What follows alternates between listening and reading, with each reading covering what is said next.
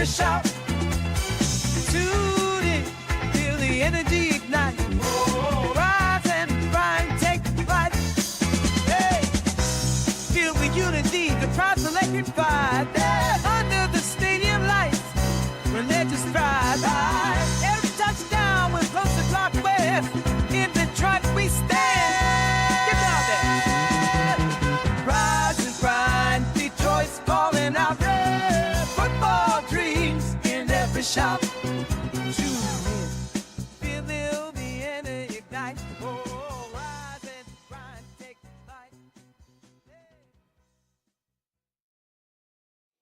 All right. Hey, good morning. Welcome to the Rise and Grind Morning Show. It is Thursday morning, 8:09 a.m. Apologize for the late entry, but we're going to get rolling this morning. We got a few things to talk about today. Good morning, Eric. How you doing today? Fantastic, as always. Back to rocking and rolling. Yeah, internet's holding so far. It's been a rocky start since last night, but I think we're holding. So we're gonna keep on rolling. I guess that's the way the show's just gonna keep on going. So Patriots announce a flurry of signings is where we're gonna start. And the reason why I'm starting here is because what the hell are the Lions waiting for? That's what I want to know right now. What are they waiting for? And I think the longer they wait, the less options they have. And the less options they have puts us into a box for this season. Now I know Ben Johnson just left the other day and Aaron Glenn just left yesterday. But you would think that Brad Holmes and Dan Campbell have a short list of immediate opportunities, and so far nothing has been scheduled. Not one thing that we have seen anywhere online has seen any schedule of any sorts for coaches coming to Detroit. I don't understand that. But on the other side of the coin, does that mean that the Lions are not looking to outside sources? Are they going to just hire from within? And then supplement the younger positions or the less sought after positions with some younger talent. What's your quick on that one, Eric? I don't know. And listen, remember when Brad Holmes and Dan Campbell first got here? No one, and I mean no one, wanted to come to Detroit. The coaches didn't want to come here. This is where coaches came to die. This isn't where you came to further your position and where you could go on to be a head coach. There had never been a head coaching tree here ever in existence, not like this. And so this was something different and something special. Now, 4 years later, Dan Campbell and Brad Holmes have built one of the best places to go to be an assistant coach or an offensive or defensive coordinator, because now you can go on to be a head coach. Who wouldn't want to come here? Everyone that wants to resurrect their career after being a former head coach or being a coordinator somewhere else or an assistant somewhere else, why wouldn't they all clamor to come here? That's my question. Well, I think that we're going to have some interest, and I think more importantly, we're going to have some player interest in free agency again this year. It's just not. I just don't think it's going to be the free agent hauls that people are hoping it's going to be.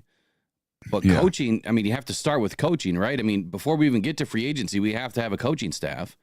And I said it last week, and I even said it last night, that, I'm really surprised that everyone else is interviewing for all these other positions. Why haven't the Lions set themselves up? I mean, have they made any phone calls? I mean, do you consider that rude to your outgoing defensive coordinator and offensive coordinator that you're going to interview while they interview? I don't think so. I think that if you're interviewing to leave, we're interviewing to hire. And that doesn't mean that we have to offer the position to somebody. We can interview to interview. Last night and this morning, I dropped that video from last night of trying to fix the interview process and how the NFL could look at it differently. They won't. But it's very simple as to how they could. And even, some of the owners have come across and said, or have said themselves, that they were willing to wait to hire some of these guys. If they're willing to wait after the Super Bowl, then what's the rush? I think that this really got off to a bad foot with Ben Johnson. And you pointed out something kind of interesting, too, that, there was a flurry of, the thank yous and the congratulations in that for Aaron Glenn. Yes. but nothing from Ben Johnson that we've seen, at least externally on social media. So walk us through that for just a second. Yeah. So if you go look at Alex Anzalone or Terry and Arnold, go look at their Instagrams, go look at their X accounts. They're making these glowing posts about AG and thank you for everything. I learned so much. You taught me how to be a man, all these glowing things they're saying. And then go look for any offensive player saying anything about Ben Johnson and it's ghost town. There just isn't anything. And, things I've heard out in the ethernet, not like actual news sources, say that Ben rubbed people the wrong way going to a divisional opponent and might not have done everything a way that makes everyone happy. Yeah, I mean, I get it. Obviously, it rubbed the fans the wrong way. Yeah, and when Ben Johnson did his introductory press conference yesterday, he thanked Sheila Ford-Hamp, he thanked Brad Holmes, he thanked Dan Campbell, he thanked the players, he thanked all the other coaches. You don't want to know who he didn't thank?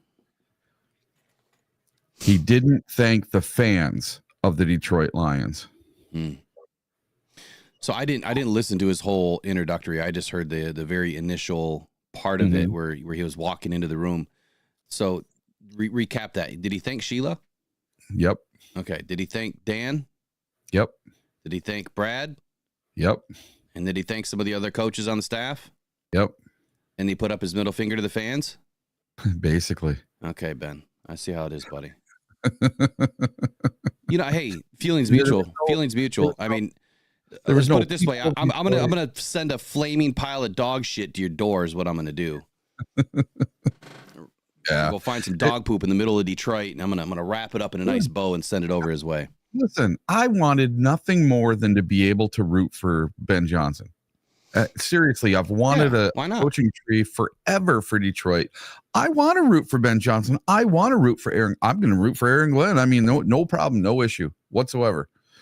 I am going to root like crazy, and I can't stand his quarterback that he has right now. He might not have that quarterback this fall, but I'm still going to root for him. Did you hear that? I'm going to root for a team that has Aaron Rodgers on it right now. This person, did you ever think that word come out of my mouth? This person in the chat says, don't go to jail like I did. No, when I say things like that, it's just in fun. Like I wouldn't put myself in harm's way like that. But you really went to jail over putting dog poop on someone's door? Yeah, and I'm not trying to poo-poo on Ben Johnson this whole time, He's he did what's best for him. But the way he went about it, it's kind of sneaky, man. It just kind of backhanded. You don't poop where you eat. Yeah. You don't bite the hand that feeds you for sure. It is what it is. You know what? He's going to learn real quick that Dan Campbell probably didn't teach him everything. Mm-hmm. He's going to learn real quick that the guys that we do retain, if any, at this point, I don't even know if it matters. With the way the last 4 seasons have gone, I mean, we've seen some incredible transformations, not only from players, but from personnel, on the staff and the rise of the Detroit Lions. It continues every single season. We're getting a little bit better every single year. We didn't get to where we wanted to get to this year, but that doesn't mean that we didn't have a good season. It doesn't mean that we didn't do some things that we've been waiting to do. We just hope that it would have gone the extra few steps. Getting the 1 seed and failing is not what was on anybody's mind. If anybody thought that we would lose that first game, I mean, I wanted Washington and I wanted the 1 seed, and that turned out to be the worst possible thing for us. Yep. I mean, maybe we should have wanted, a different team. Well, I don't know. Just like last year, we only had 12 wins, but we got 2 home playoff wins, and we got to go to a 3rd playoff game. That was way more fun than getting the number 1 seed and losing in the first playoff game. Yeah. So that was much more satisfying last year with only 12 wins versus this year with 15 wins. So which year to you was more successful? Having a 15-2 season and the number 1 seed and losing in the first game, or going 12-5, playing in the wild card, winning 2 playoff games and getting to a third. You won't like my answer, because this season was the most successful season we've had in Lions history, and I'm going to tell you why. There you go. I have never in my life seen a defensive coordinator and a head coach and the other positional coaches on a defense that decimated, losing player after player after player, continue to find ways to keep teams under 20 points and to continue to win a lot of games. So this season, even though we didn't win a playoff game and we didn't go to the Super Bowl, that alone was why this season was the most successful, in my opinion, is watching how this team continued to fight all the way down to third, fourth string, if we even have a fourth string, players that had no business playing. These were, the depth of the depth behind, the starters, and we still found ways to win. They still woke up every day. I just lost Aiden. I just lost Davenport. I just lost Carlton. I just lost Aleem. I just lost all these guys and Dorsey. And they still woke up every day and fought and felt that they could win a game. That tells me that you have the right coaches in place. It tells me you have the right personnel. You have the right players. And it takes the right franchise, in my opinion, to be able to pull that off. I don't know of another team that would have been able to pull this off. And that starts at the top, in my opinion, and I'm not going to Sheila here. I'm going to Dan Campbell. It starts at the top with him and what he has been trying to instill in this team. So for all of the people that say, F the process, and I'm not going to buy into the process, that process just accomplished this last season. Without that identity, without that culture, without the process, we don't win 15 games. We don't get a 1 seed. Hell, we may not even have made the playoffs. We may not even have won in the NFC North. Yeah. So think about that for a moment. That it took all of that for the last 4 seasons to come to a head in 2024. And we saw the fruits of Dan's labor. And it's not just Dan, it's everybody. When I say Dan, it's everybody that is working hard to make that happen. Yeah. So, Will, would it surprise you, speaking of all these injuries, that the first 6 weeks of the season, the Detroit Lions were a top 3 defense? The last 6 weeks of the season, the Detroit Lions were the worst defense in the league. Say that again. So for the first 6 weeks of the season, we were like the number 3 defense in the league. And then over the course of the last 6 weeks, we were the worst defense in the league as far as giving up yards and scoring and everything else. It just went to hell in a handbasket except for week 18. That was the only week we were able to muster a good defensive stand. See, I'm not going to just take out any 6 weeks and just say that that's our season. I know what you're saying, but what I'm saying is like when you look at the totality of a season, yeah, we could point to 2 or 3 games here or 4 or 5 games there and say, man, we really sucked. But I think this as well as I do. When you're up by 30, 40 points, or when you're up by 30, 20 points, whatever it is, we know that defense is going to lay down. There's plenty of games early in the season where they laid down and felt like they were just trying to maintain and not keep the gas pressed when they had the bodies to keep the gas pressed. Yeah. But, man, when we started losing everybody there the last 6 weeks of the season, Dan Campbell came to the podium and said, I don't care about the yards. I only care about the score. He knew when certain players were lost, he knew shit was about to hit the fan. He held it together. Just became too much in the final game. Just too much. I just think my point is this, that we were very lucky in the beginning of the season. We didn't realize it as fans how great our defense was to start this year. And, and then with all of these injuries, we were absolutely decimated, and we still did what we did. And even with a bottom, tier defense at the end of the year because of injuries, we were still right there in it.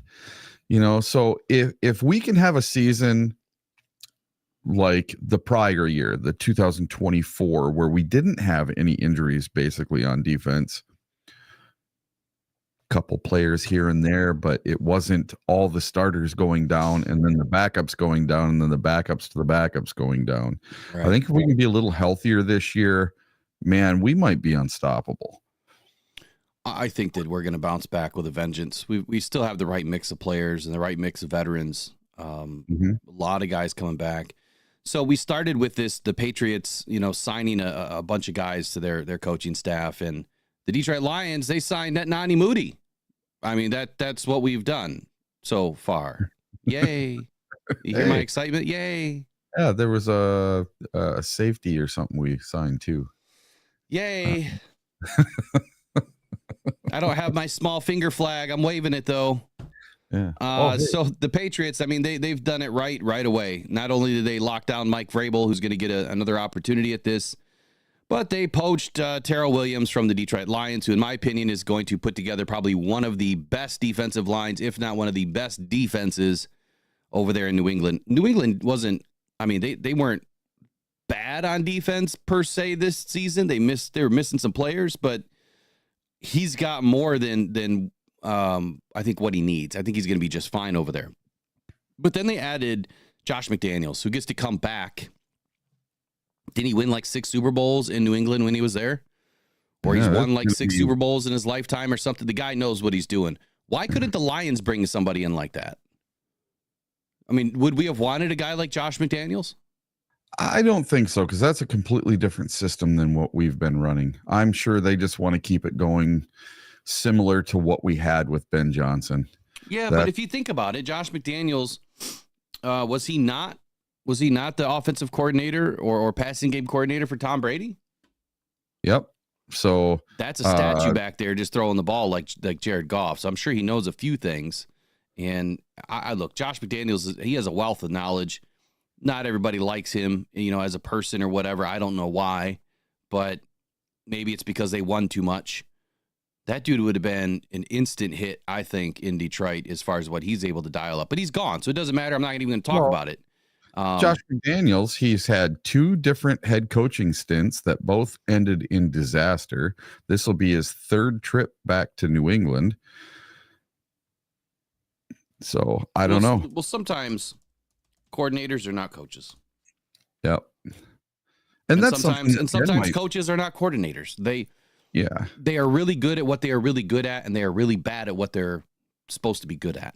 You would think that if they're a really good head coach, that would make them a really good offensive or defensive coordinator. That is the furthest thing from the truth, Look at Eberflus, man. He was a masterful defensive play caller, but then you put him as a head coach and he was clueless as a head coach. There was just too much going on. So speaking of Eberflus for a moment, I'll walk away from Josh Dean. I'm not even going to spend any time on him this morning. Yeah. So I heard it was Caleb Williams was on the St. Brown podcast. It must have been this week or last week. I don't remember. It must have been last week. Yeah. And one of the things he said when Amon-Ra asked him, what would you like in a head coach? And he said, someone that's really good with the play clock and game management. And I just started laughing, and I'm like, wow, way to call the dude out. And then he was talking about, having a leader of men, but you could just kind of tell Caleb hasn't learned a damn thing.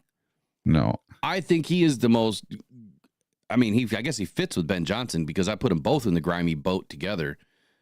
Selfish. He rubs me the wrong way. Absolutely. I do not like Caleb Williams. I did not like him that's a lie. 2 years ago, I thought Caleb Williams was going to be the number 1 draft pick in the draft. And I thought that the Lions, if they did not retain Jared Goff, there would be an entertainment somewhere, towards coming to Detroit.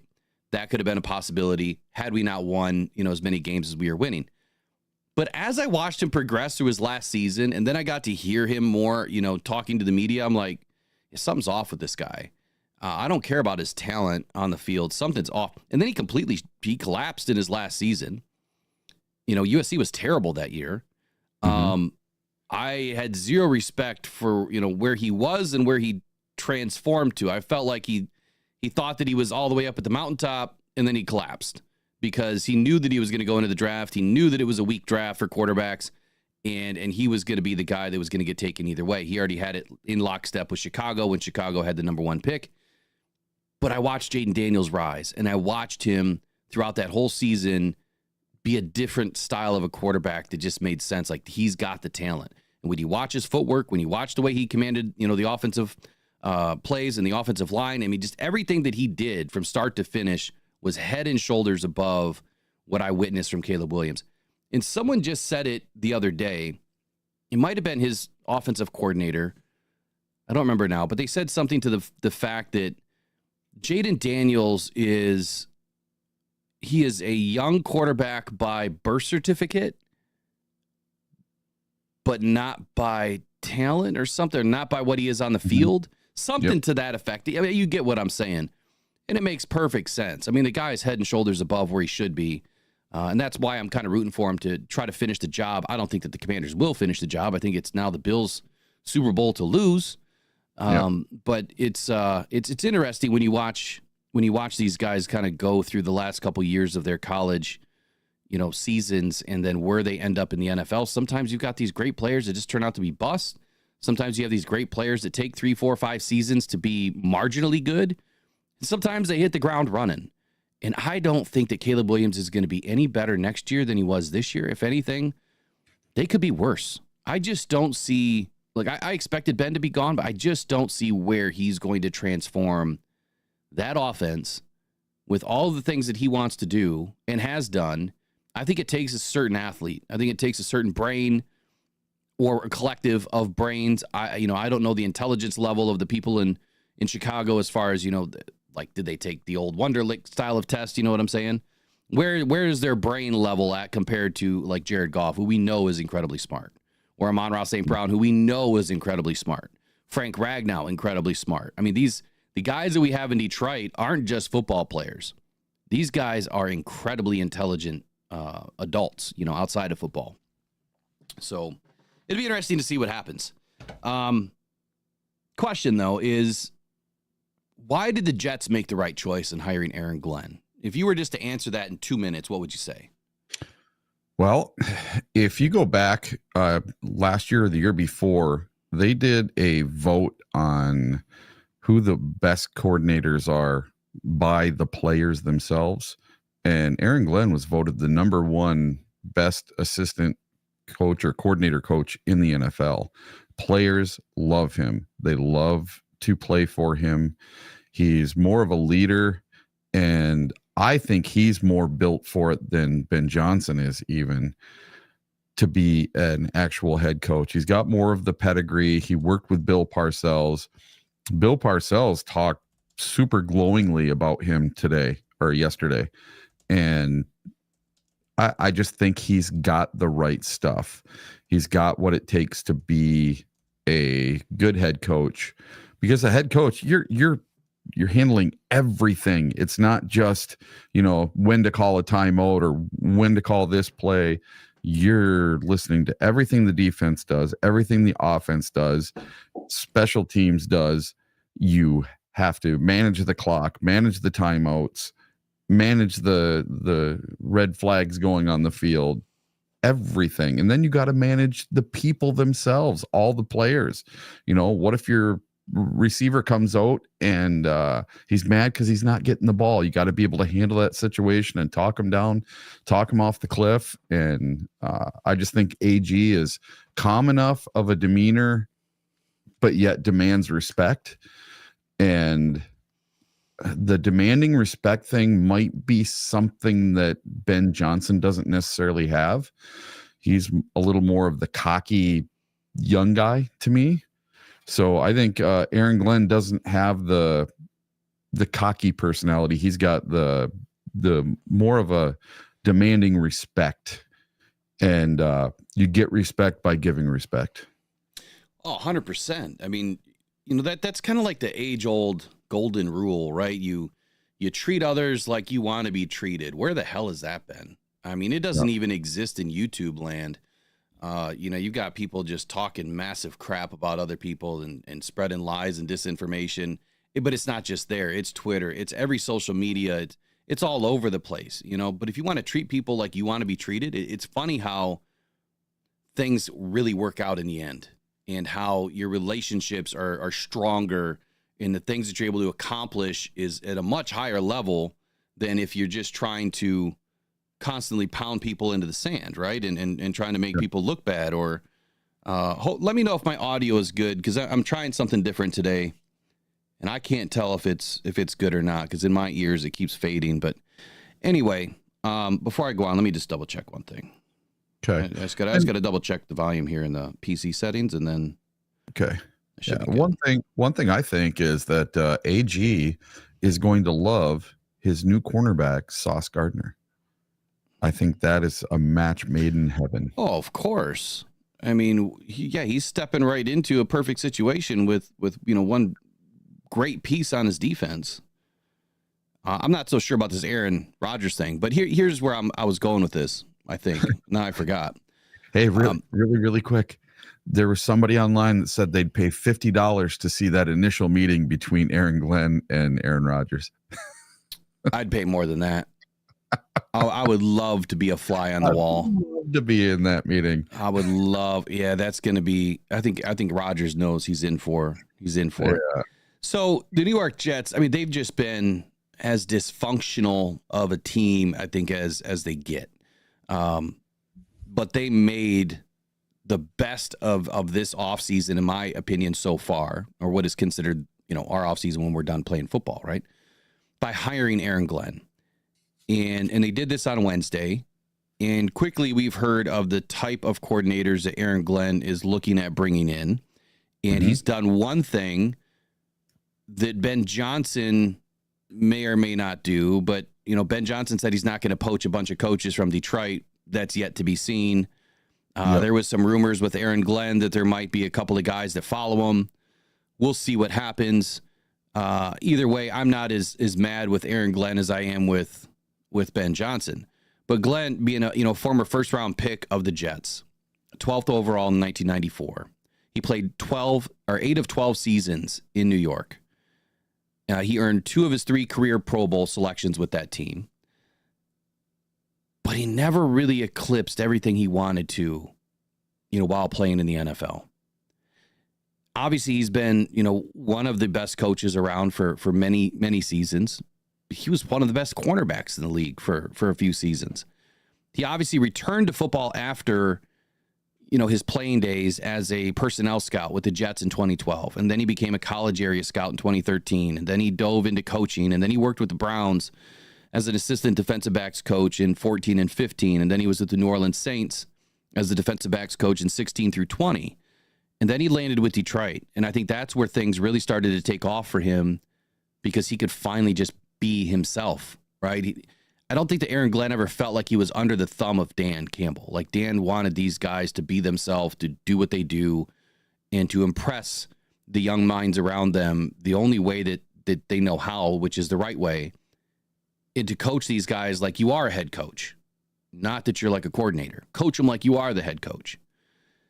And Glenn's, defense this past season, we've seen where the points per game allowed, it declined every single year. And then the takeaways went up every single year. So it was that perfect symmetry of, we're holding teams to less and less points, but we're getting more and more takeaways, which obviously provides more opportunity for your offense. Now, in 2024, the 20.1 points per game allowed this season was the 7th fewest in the NFL, and the fewest for the Lions since 2014. You know what's funny is Eric, you remember this, when I came back from training camp, the first thing I said was this defense was the best defense I've seen ever. And the first year that I compared it to was 2014. Yep. So for the people that tell me I don't know shit about football, how would I be able to make that comparison before even seeing these guys suit up and play a game? Yeah. I could see it. I could see the talent. I could see how they were working around the football. I could see what they were doing schematically. And Jared Goff was not having good practices up against this defense. That's what we kept hearing. And you know what? That's a good thing. If Jared Goff is picking our defense apart, that's a bad thing. So, even everybody was having a little bit of trouble. The one guy that really wasn't was Jahmyr Gibbs. But I watched this team progress over the last 4 seasons under Aaron Glenn, and I watched this defense progress, and I knew that it was only a matter of time before he was going to be able to do what he was there to do. And he had it. He had it from the beginning of the season. Obviously, he watched it all wither away with all the injuries. But the point that I'm trying to make here is since Aaron Glenn was a coordinator in Detroit, things only got better for that defense. Now, it didn't end where we wanted it to end, but you can't put that on his shoulders. He would not be a head coach right now for the Jets had everybody else in the league thought that he was a terrible coordinator. And so for all the people that have been all over Aaron Glenn and fire Aaron Glenn and Aaron Glenn on the hot seat, for the last couple of seasons, those are the people that don't know football because they couldn't see what Aaron Glenn was doing. They couldn't see what was going on with the team. Clearly, Aaron Glenn proved himself this year. Now, do we agree with everything? No, we don't. I don't agree with the way that he ran that defense in the last game. I absolutely don't agree. I think it was a big mistake. But then again, I think that when you peel back a few layers, they were probably just trying to put us in the best position to win a football game that was getting out of control quickly. And there's only so much you can do when you have half the players you started with. And I think that was the biggest mistake that was made is when you know that you have half the players that you started with, don't put them in a much more difficult position. They were playing uphill. You got to have them playing downhill. You got to have them playing from a place of leverage, that you can't have them playing from behind the 8 ball.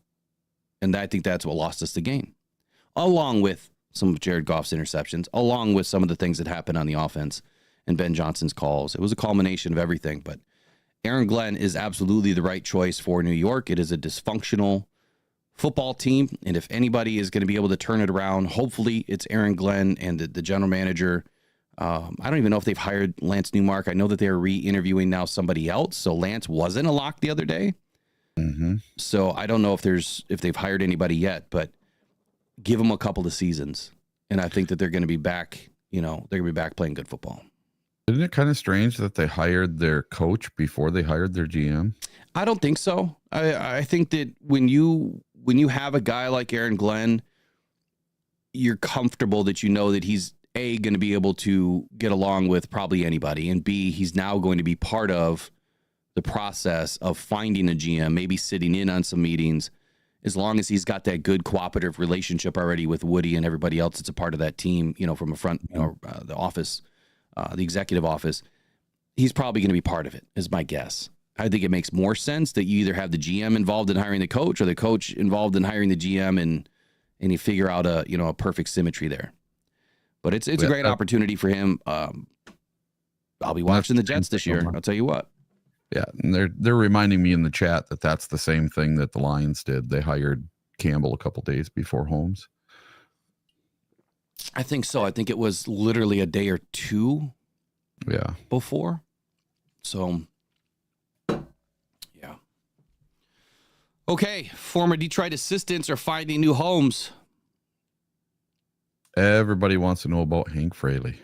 What about Hank? They're asking in the chat, do we know anything about Hank Fraley? Well, I saw yesterday that Hank Fraley took a second interview for the Seattle job, but they wanted him to be more of a running backs, like game day coordinator / offensive coordinator. They wanted to split it with 2 people or something, so he wasn't happy with that. So they want him to be the run game coordinator and the offensive coordinator? Something like that. Yeah, like a dual role split thing with someone else. So that means that they don't trust Fraley to just come in and be the coordinator. They want him to take a split role and get through this first season, and then maybe next season, they change they change it up. So, 15 hours ago, obviously the second interview with Hank Fraley, it says that the Seahawks would be well positioned. I got to get my Seahawk guy back on, and we'll talk about it. I'll reach out to him today. Yeah. It says here that though his name has been linked to multiple teams over the past 48 hours, after the second interview with the Seahawks, dominoes continue to fall in the favor of Detroit Lions offensive line coach Hank Fraley to join Mike McDonald's staff as the new OC. Now, after the Lions were eliminated, blah, blah, blah, blah, blah, they aggressively pursued Hank Fraley as soon as the NFL rules allowed it. And the two sides convened. Rumors circulating currently that the potential hiring as the OC for Ben Johnson has been rumored. I don't think that's going to happen now that Ben said he's not going to poach. Which I think that Ben came out and said that because of all the backlash that happened. And I think that he was probably already getting a ton of backlash. And you know what? I would say that Chicago probably said, we don't want all of Detroit garbage here. That's probably exact words that Ryan Poles said. We don't want your Detroit stuff here. We want Ben Johnson and a new staff here. It's probably what he said. I would think. There's 3 stories right here, all saying that Frank Haley seems unlikely to join the new Bears coaching staff. Yeah, which is a good move. I think that would give Hank a tough time in Chicago. And then I saw yesterday that Hank Fraley was possibly linked to Aaron Glenn as well. And then I saw another thing saying that he might just stay with the Lions and try to be our OC. So the last point that this Seahawks page was saying is that as the things stand right now, the Seahawks are not hiring Kubiak or Udinsky, and the fate appears to be driving Hank Fraley towards becoming the next offensive coordinator. But based on what you're saying and what you've also read, but that's not official news stories. That's out there in the good old interwebs. Yeah, so we'll see. I mean, obviously, it's not going to be much longer before these guys get picked up. But where I was going earlier is a former Detroit Lions assistant has just been hired. Oh, really? As a Bengals defensive coordinator, and that is Notre Dame's former defensive coordinator Al Golden. So Al Golden was on our staff back in. Oh, when was that? Was that like 16? I think it was in 16. So the Bengals are finalizing a deal right now with Notre Dame's Al Golden to fill their vacant defensive coordinator job per Ian Rappaport and Tom Pelissero. Golden's 55 years old. He has served as Notre Dame's defensive coordinator the past 3 seasons. He's obviously helped the Irish advance to the national title game this season where they had lost, obviously. Notre Dame allowed the 4th fewest points per game in FBS last season at 15.5. The Bengals parted ways with defensive coordinator Lou Anarumo after he had served as the team's defensive coordinator from 19 to 2024. And the Colts had hired Anarumo to the same position on Tuesday, so he's off the board. Now, Golden's first job, this would be Golden's first job as an NFL coordinator. He spent 2 seasons on Zach Taylor's staff in Cincinnati as the linebackers coach in 20 and 21 before taking the Notre Dame job. And then he also spent time on both sides of the ball as a linebackers coach and tight ends assistant coach for the Lions in 2016 to 2019. So a little familiarity there. Old coordinator or old assistant getting picked up now obviously has been elevated. It's kind of funny when you look back at a lot of these individuals that have come through Detroit and where they are now. And a lot of them have been extremely good coordinators or, in their respective positions. Why couldn't we retain a lot of them? I guess hindsight's 2020. Last NFL news here is, then we got 2 things. You had something on Joe Mixon. Sure. Let's see here. So the NFL reissues a $25,000 fine to Joe Mixon after initially punishing him for comments he didn't make. So they punished him, gave him a $25,000 fine for comments that he didn't make, and they took it back. Okay. So they got rid of the fine for $25,000. And then today they gave him another $25,000 fine for saying, you can never leave it into the ref's hands. The whole world see, man. That's what he said today, and the other day after the Texans lost to the Chiefs. So he got another $25,000 fine. And then TJ Houshmandzadeh came out and said, why play the game if every 50-50 call goes to the Chiefs? These officials are trash and biased. So other NFL players are coming out saying the same thing. And then Joe Mixon later on his X put at NFL, y'all wild. And then he put, so let me get this straight. NFL fined me $25,000 for something I didn't even say. I call them out for it, and their response was to fine me again for something that's not even a violation without rescinding the first one. Where's the accountability? Just respect the players. Cold. Well, hopefully he fights it through the NFLPA, but I guess 150 employees through the NFL and the NFLPA were just laid off the other day. Oh, really? How is the NFL laying off people? Somebody please explain that. Yeah, they're not making enough money. Right. Unknown killer, just so you know, we don't drop F-bombs, buddy. It gets flagged, and then they get hidden. Just letting you know. We're a little careful on this channel. We got some supporters and sponsors in that we try to respect, and I appreciate you being here this morning. So I put a poll up earlier. I asked if the Jets would have a better season than the Bears. 63 votes were yes. 63% was yes. 37% was no. So out of 63 votes, people think that the Jets are going to have a better season than the Bears this year.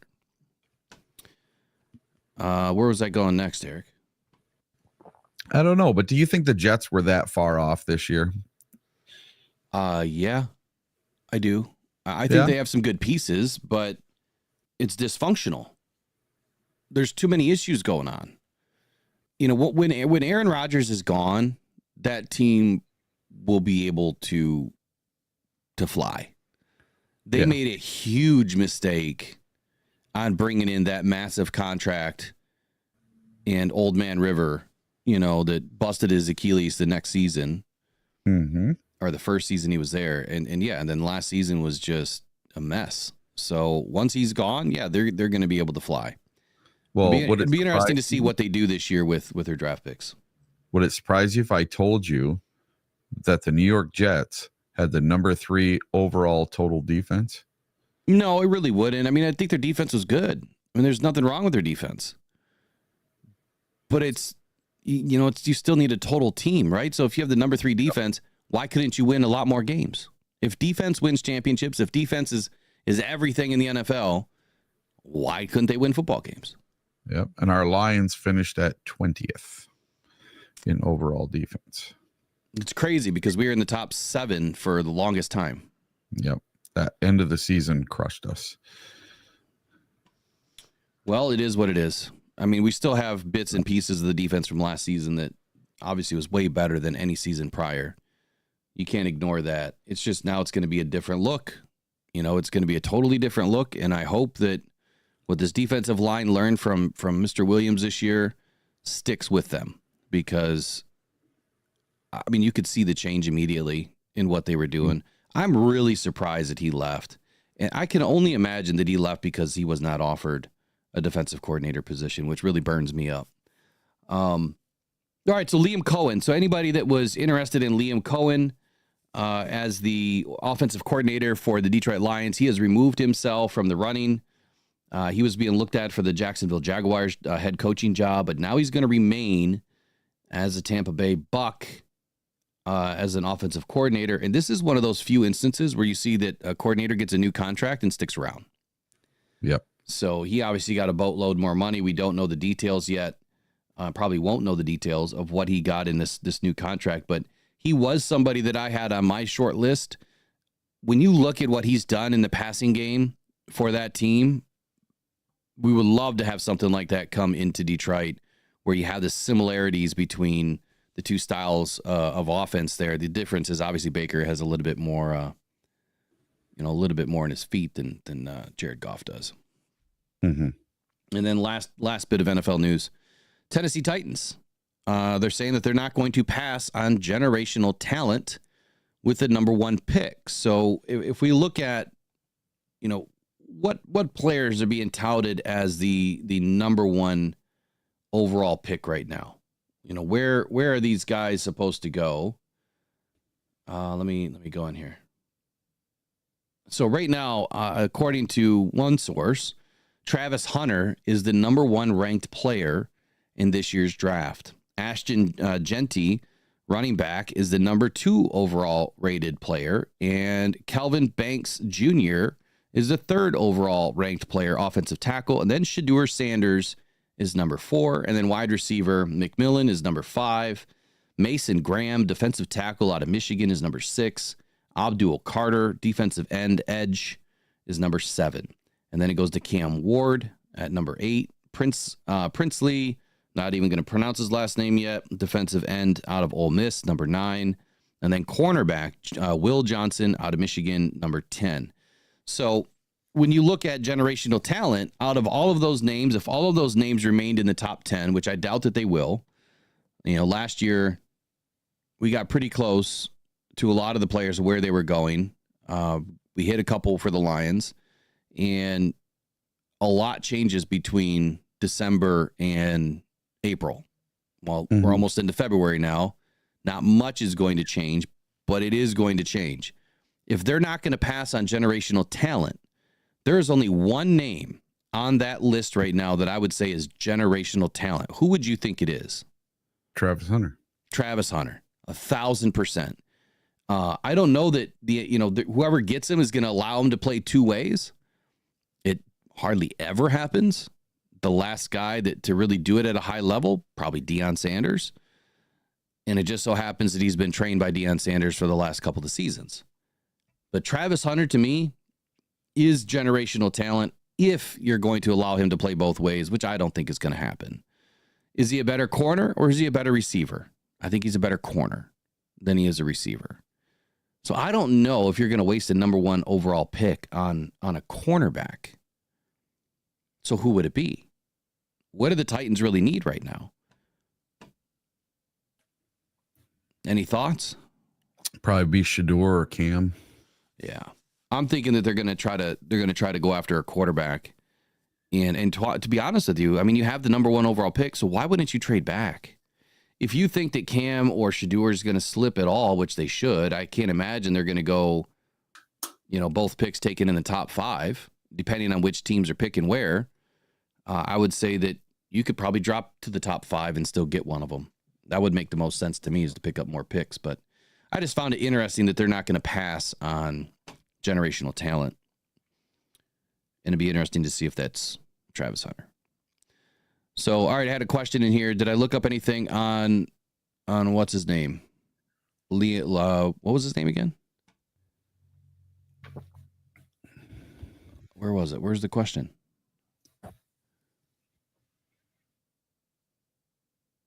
The answer is yes. Let me get to it. So we're going to talk about it's the second hour. We'll come back here in 30 seconds. We're going to get into defensive coordinator and offensive coordinator options for the Detroit Lions. We kind of limped along this morning through the NFL news and random news. We'll be back here in about 30 seconds, and then we're going to get into who's coming to Detroit.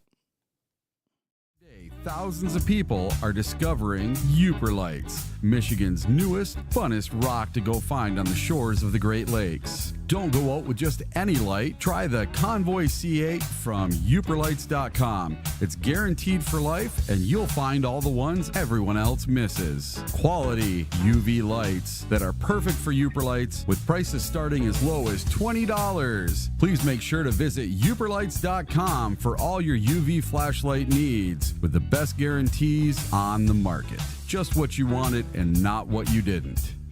The best quality, the best guarantees, and the best UV flashlights from uperlights.com.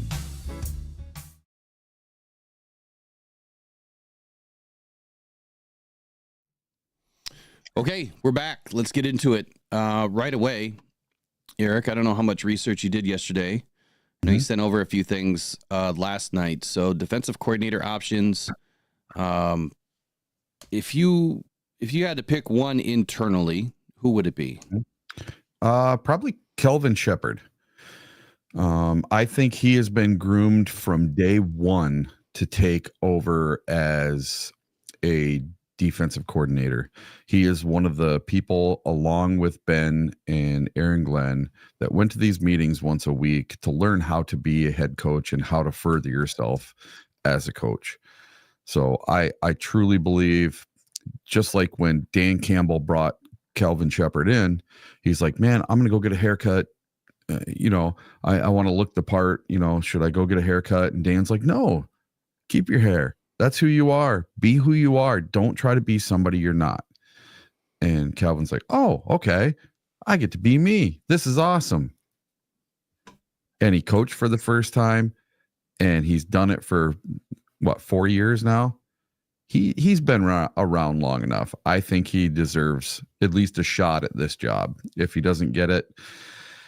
But as far as my personally, I think it would be Calvin Shepard would be my pick. I don't think you're wrong as far as, the fact that they've been grooming him. I'm trying to find where I put my research now because I'm looking at it. Because internally, you only have two other options other than him that I can see, and that's Jim O'Neill, and he's been a defensive coordinator before, and then Deshae Townsend. And as far as I see, he hasn't been a defensive coordinator before. So if I had to pick out of those three, I'd say Calvin Shepard is my pick internally. All right, give me 1 second here. Okay. I don't know why it didn't transfer over, so I gotta pull it over from my other computer. Now, I am shocked that it was not Terrell Williams. I thought for sure that's who our next OC, our DC was going to be. I did not think the Lions would give the Patriots permission to talk to him. So he had to have known before that whether he was going to have a shot with the Lions to be their DC or not. So they got something brewing. We just don't know what it is yet. Maybe we'll find out today. Brad Holmes, I saw a thing yesterday that Brad Holmes is supposed to have a press conference today, but I haven't seen anything posted for it yet. It's still polling. Just give me 1 sec. Mm-hmm. I'll come back to Jim Leonhard here in just a moment. When I look at, I'm going to go to the offensive side of the football for just a second. So when I look at the offensive side of the football, there's obviously a lot of people we've been talking about already. Mm-hmm. And what I did is I went and did a little bit of a deep dive on, Scotty Montgomery. And I'm kind of highlighting, some of these important topics like leadership, player development, vision for a balanced offense, experience across multiple levels, whether it's college or NFL, as a player, not a player, attention to detail, scheme flexibility or creativity. Then the continuity, right, for the Lions offense and trying to keep, the same thing. Each guy that I went and did that for, I did Scotty, I did Tanner, mm-hmm. and I did Hank Fraley. And I felt like those are and Antoine Randall L on the offensive side of the football. So those are the four guys that I identified internally that would make the most sense. And then it's a lot of information that I'll try to get to and through this morning. And then Nick Caley, as far as an external option, Nick Caley is one that we'll talk about. Ronald Curry is one that we'll talk about. Now, I don't know if there's been any recent news on any of these guys as far as if they're not going to take a position. Obviously Curry couldn't have been hired yet because he's still coaching, but, all right. So Jim Leonhard on the defensive side of the football. So his background in coaching history, he's currently the defensive backs coach, I believe, and the pass game coordinator for the Broncos. Mm-hmm. He started his coaching career at the University of Wisconsin, where he had served as a defensive backs coach in 2016 before being promoted to a defensive coordinator in 2017. Leonhard was named interim head coach of the Wisconsin Badgers in October of 2022. Now, in his college career, Leonhard was a standout player at the University of Wisconsin. He earned multiple accolades, including being named a 2-time second-team All-American and a 3-time first-team All-Big Ten player. In his NFL career, he was known for his speed and his tackling ability, playing for teams like the Bills, the Ravens, the Jets, the Broncos, the Saints, and the Browns. In some of his coaching achievements, he's been recognized for his coaching prowess. He's been named a finalist for the Broyles Award in 2017, which honors the top assistant coach in college football. Why would he be a great fit for the Lions? I think that there's many things that you could point to, but he's a strong defensive mind. Leonhard has a proven track record of developing strong defensive units, both in college and in the NFL. His player development, he has the ability to develop and mentor young defensive backs. It's obviously evident from the work that he's already put in, throughout his history, in both, college and NFL, but it's also his playing ability, right? Who he was as a player that I think will spill over into the locker room. Leadership, he has experience as an interim head coach, and I think that shows his leadership capabilities. Obviously, the trust from, the powers that be to put him in that position, and the ability to handle pressure in high pressure situations obviously is key. Like, if you don't have a good cortisol level, you're probably not going to be a great coach at any league, because you need that cortisol level just to maintain, right?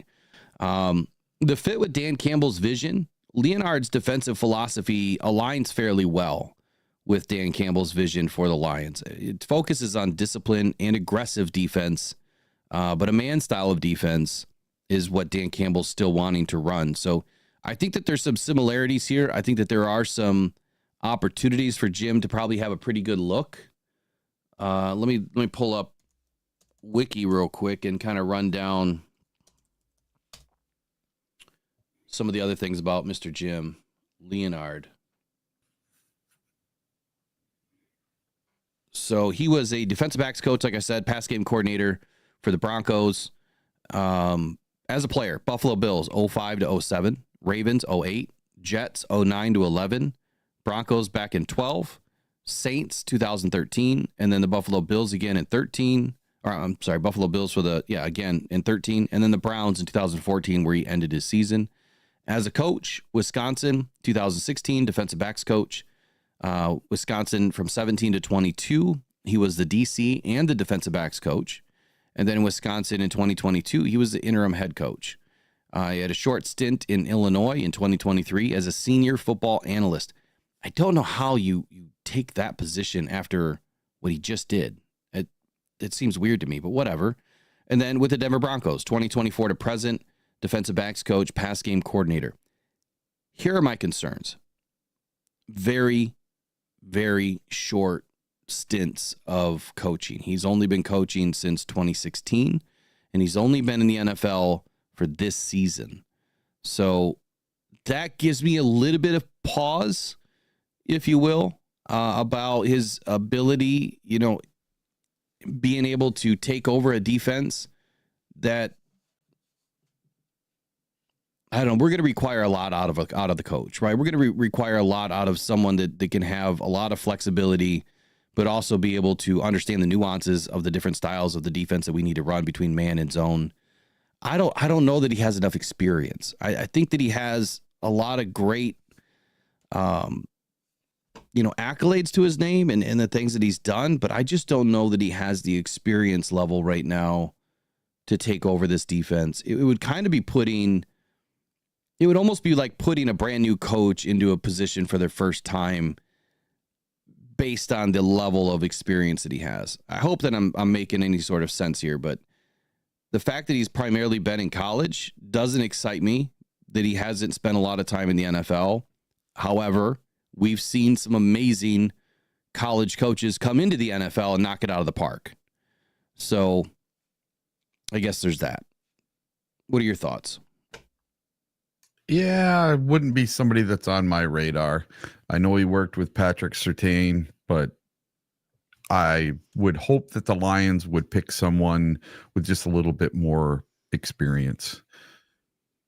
So yesterday, I said last night, when I heard Jeff Iafrades, there's a little clip that popped up, and he was talking about offensive coordinator, defensive coordinator, and not having, both guys be internal.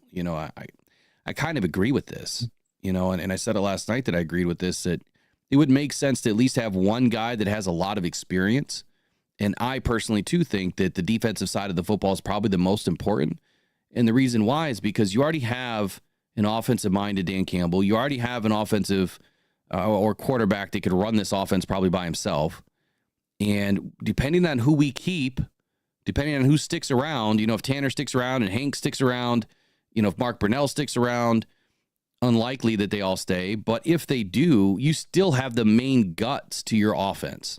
And if you have a guy that is a little bit younger, a little bit more green, around the ears or whatever, or wet around the ears, whatever they say, I I think you can get away with it a little bit more on the offensive side of the football when you have the type of, weapons and talent that we do. On the defensive side of the football, I think that it's going to require someone that has more experience. So I would agree that experience is a factor with Jim. I think that in no time, though, as he continues to grow, it would maybe you bring him in as an assistant if he's willing to be an assistant. Maybe you bring him in as an assistant and he gets some more experience, and then you're just grooming another guy. But the one guy that I think a lot of us like, potentially, and again, I'm not paying attention to the local news, today of what's kind of going on. Remember, I didn't have a whole lot of internet yesterday, and I really don't like doing this stuff on my phone, is Dennis Allen. So what are your thoughts on Dennis Allen? Have you thought about Dennis at all? Yeah, there you have someone that was just a head coach and experience, So let's see here. I don't know if you have your notes up or what. That's what I'm getting over to him. Here, see what we have on him.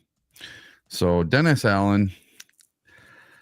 Well, one thing is he's reportedly attached to Ben Johnson in Chicago. That's one person that Ben Johnson's trying to get. So, hey, why don't we try to get him too?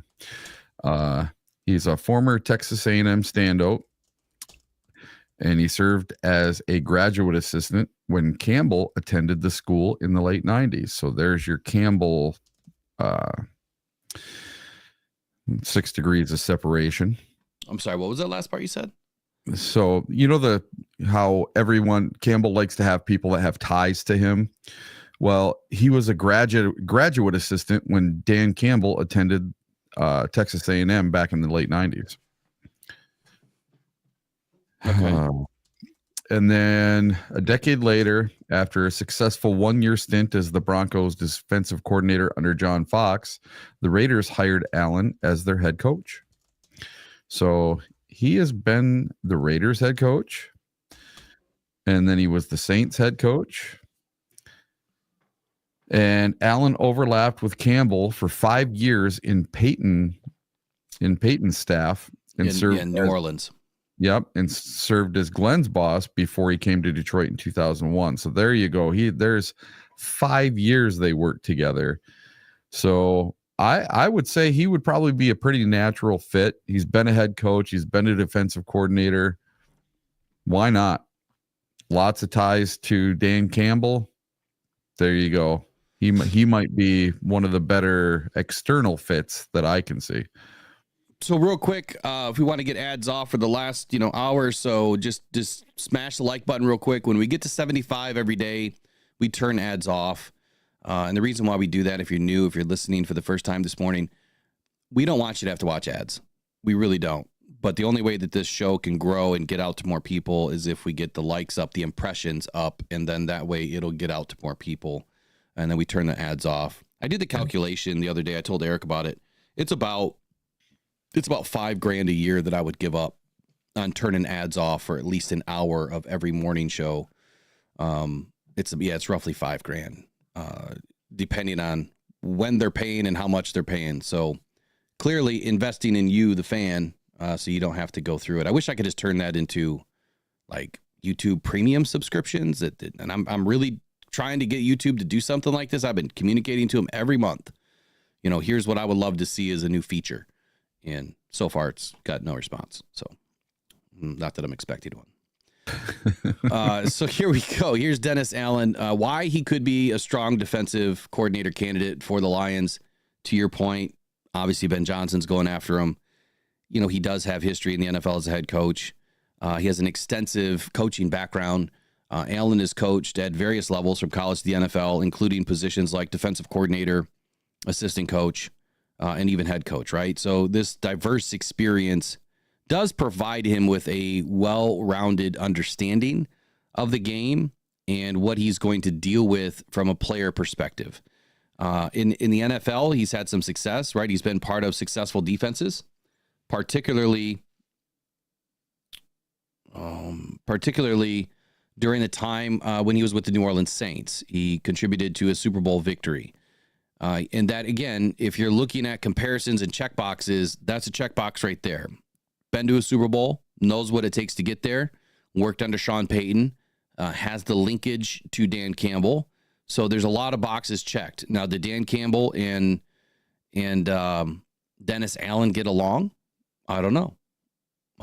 Was Dennis Allen a part of the whole bounty thing? I don't know. I don't remember. Scheme, though, very versatile. Dennis Allen's defenses are known for their adaptability. And this is the one thing that I love about a coach, is being adaptable, not being stubborn. We know that Aaron Glenn sometimes is a little stubborn. In to at least to our vision, that, you know, what we saw out of Glenn's defense at times, it just seemed like we would get stuck in the mud with the same old routine. Offenses could figure that out.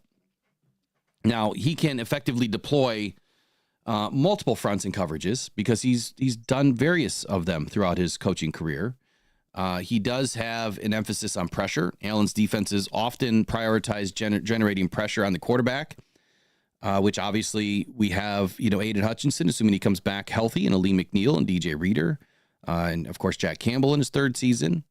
Obviously, we want guys to get, some pressure on the quarterback so that our guys in the back end can come up with some turnovers. So again, there's another good fit right there, because I think that Dan loves pressure. Player development, proven track record. Allen has a history of developing young talent. He's helped players reach their potential throughout his coaching career with All Pros, Pro Bowls, Super Bowls. I mean, he's been through it all.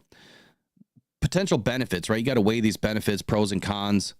Can he improve the defense? We've shown some flashes in Detroit over this last season that the defense can be incredible. It can be. We got, right out of the gate this last season, we were on a trajectory to have one of the best defenses in the NFL. Obviously, I don't need to say this for the 1,000th time. Injuries hurt that. But having consistency, it's kind of been an issue for Dennis Allen. His defenses haven't always had the best consistency, but his experience could help elevate the room overall, right? It could end up giving us an extra edge with his experience, with Dan's experience, and everybody else on the coaching staff. Maybe consistency won't be an issue. Scheme fit, he is adaptable. Could be a good fit for the Lions personnel that we currently have on the team, obviously allowing us to maximize the strengths of the players that we currently have. Yeah, I don't want to see defensive ends running downfield covering, running backs or tight ends. I want to see defensive